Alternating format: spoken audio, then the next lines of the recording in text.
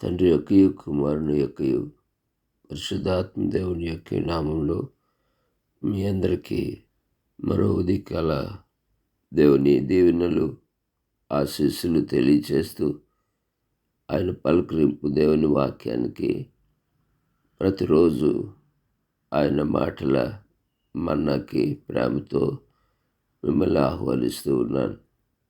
ప్రియ దేవుని బిడ్డలారా, మీ అందరికీ గుడ్ మార్నింగ్. మరి నేటి ఉదయకాల దేవుని పలకరింపు మాట ఏమిటి అనగా, రథం ఎక్కి తనతో కూర్చుండమని ఫిలిప్పును వేడుకొనెను.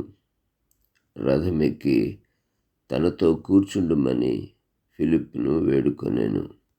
ఈ మాట అపోస్తలుల కార్యములు 8వ అధ్యాయము 31వ వాక్యంలో మనం చూస్తాం. ప్రియులారా, మరి ఆ యొక్క నపుంసకుడైనటువంటి ఐథియోపియుడైన ఆ వ్యక్తి తన రథంలో ఫిలిప్పుకి చోటిచ్చి తనతో కూర్చుండమని మరి ఆయన బ్రతిమలాడుతూ అతనికి కావలసినటువంటి వాగ్దాన సందేశాన్ని, మరి ధర్మశాస్త్రంలో అతను నడవలసిన త్రోవని తెలుసుకున్నాడు.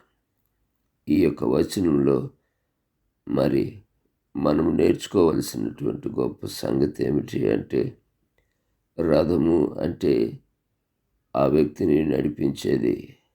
రథము అంటే ఆ వ్యక్తిని గమ్యాన్ని చేర్చేది.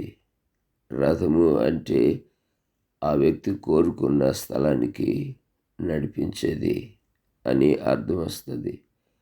మరి ఆత్మీయ అర్థంలో రథము అనగా హృదయం, రథము అనగా నీ మనసు, రథము అనగా నిన్ను చేర్చే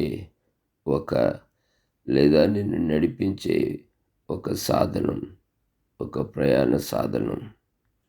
దేవునికి నువ్వు నీ యొక్క రథం మీద చోటు ఇవ్వకుండా ఆయన నీతో కూర్చుండడానికి నువ్వు అనుమతించకుండా ఏ లేఖనాలు నీకు అర్థం కాదు, ఏ వాక్య బోధలు కూడా నీకు బుర్రకెక్కదు అని వాక్య ధ్యానం ఇందులో ఉందని నా అభిప్రాయం.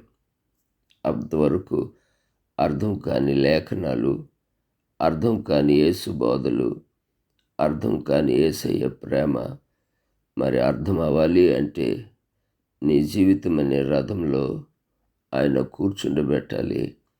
నీ హృదయం అనే రథంలో ఆయన నీతో పాటు కూర్చుండడానికి నువ్వు చోటు ఇవ్వాలి. నిన్ను నడిపించే నీ మనస్సు అనే రథంలో నీతో పాటు కూర్చుండడానికి, నీకు బోధించటానికి ఆయనకి నువ్వు స్థలం ఇవ్వాలి.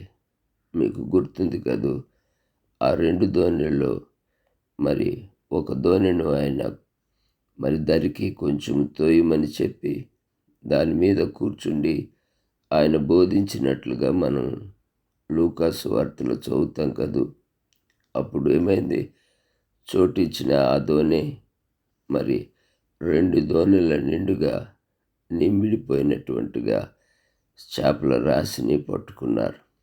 కారణం, ఆ దోణిలో ఆయనకి చోటిచ్చారు. ఆ చోటిచ్చిన దానికి రుణం ఎప్పుడు యేసయ్య ఉంచుకోకుండా ప్రతి వారి రుణాన్ని ఆయన తిరిగి చెల్లించాడు. 2 ఆశీర్వాదంగా ఇచ్చాడు. ప్రియా దేవుని వాక్యం వింటున్న బిడ్డలారా, మరి మిమ్మల్ని నడిపించే మీ యొక్క మనసు అనే రథం, మిమ్మల్ని నడిపించే హృదయం అనే రథం, మిమ్మల్ని ప్రయాణముగా నడిపించే మీ ఆలోచన అనే రథం మీద ఆయన కూర్చోటానికి నీతో ఫిలిప్పులా నీ యొక్క సేవకునిలా పరుగెడుతూ ఆయన అడుగుతున్నాడు, నీకు అర్థమవుతుందా నీ జీవితం? నీకు అర్థమవుతుందా నీవు చదువుతున్నది అని ప్రశ్నించినప్పుడు, ఎవరైనా నాకు త్రోవ చూపకపోతే నేను ఎలా చేరుకోగలను అన్నట్టు మాట్లాడిన ఆ సందర్భంలోని ఆ మాట మనకెంతో లోతైనటువంటి భావన కలిగించాలి.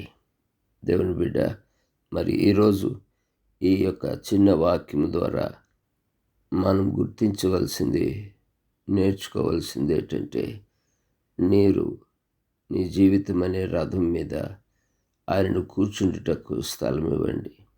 దేవుని బిడ్డలారా, దేవునికి చోటు ఇవ్వకుండా ఆయన కూర్చుండుటకు, ఆయన ఉండుటకు నువ్వు ఆయనకి మరి వేడుకోకుండా ఆయన నీ దగ్గరికి రాడు సుమా.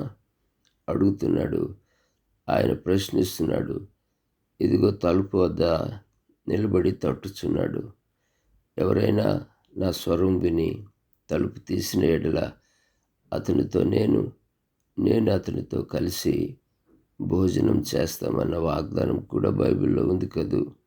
అవును దేవుని సంగమా, దేవుని ప్రజలారా, చాలామంది యేసయ్యని చోటు ఇవ్వకుండా, యేసయ్యకి స్థలం ఇవ్వకుండా ఏదేదో సాధించుద్దామని అనుకుంటారు. కానీ వాక్యం అంటుంది, నాకు వేరుగా మీరేమీ చేయలేరు అనేటువంటి మాట కూడా యేసయ్య తన నోట అన్నటువంటి పరిస్థితి కూడా ఉంది కదూ. ఏది ఏమైనా ఈరోజు నీ రథంలో, నీ జీవితం అనే రథంలో, నీ హృదయం అనే రథంలో, నీ మనస్సు అనే రథంలో ఆయన కూర్చుండడానికి ఇష్టపడుతున్నాడు. స్థలం ఇస్తావా? ఆయన నీతో పాటు ప్రయాణం చేస్తాడు, నీతో పాటు బోధిస్తాడు, నీతో పాటు ఉంటాడు. నిన్ను విడువడు, ఎడబాయడు. ఎన్నడూ కూడా నీ చెయ్యి విడువని తోడు నీతో పాటు కూర్చుండాలని, నీ జీవితం అనే రథంలో ఆయన ఉండాలని ఆశపడుతున్నాడు. చోటిస్తే నీ జీవితం మారిపోతుంది. చోటిస్తే నీ గమ్యం మారిపోతుంది. చోటిస్తే నీ పరిస్థితులన్నీ మారిపోతాయి. చోటిస్తే ఎక్కడ లేని సంతోష సౌభాగ్యాలు ఆ ఇథియోపియా ధనాగారం అంతట్లో మరి అధికారిగా ఉన్నటువంటి ఆయన, ఆ నపుంసకుడు పొందిన అనుభవాన్ని మనం కూడా పొందగలం. అటు కృప దేవుడు మనకి దయచేయునుగాక. ఆమేన్. కృపగల తండ్రి, పరిశుద్ధుడా, నీ మాటల్లో ఉన్న ధ్యానం, ఉదయకాల ధ్యానం, ఈ రోజంతటికి బలము, ఈ రోజంతటికి కృప కాపుదలుగా ఉంచి మీరే మహిమ, ఘనత, ప్రభావములు పొందుకోండి ప్రభువా. మా హృదయం అనే రథం మీద, మా జీవితం అనే రథం మీద నిన్ను కూర్చుండబెట్టి మేము ప్రయాణం చేసే కృప, జ్ఞానము మాకందరికీ దయచేయమని యేసు నామములో ప్రార్థిస్తున్నాను తండ్రి. ఆమేన్. తండ్రి, కుమార, పరిశుద్ధాత్మ త్రియేక దేవుని దీవెన సన్నిధి మనందరికీ తోడైండునుగాక. Amen. God bless you. Have a blessed day.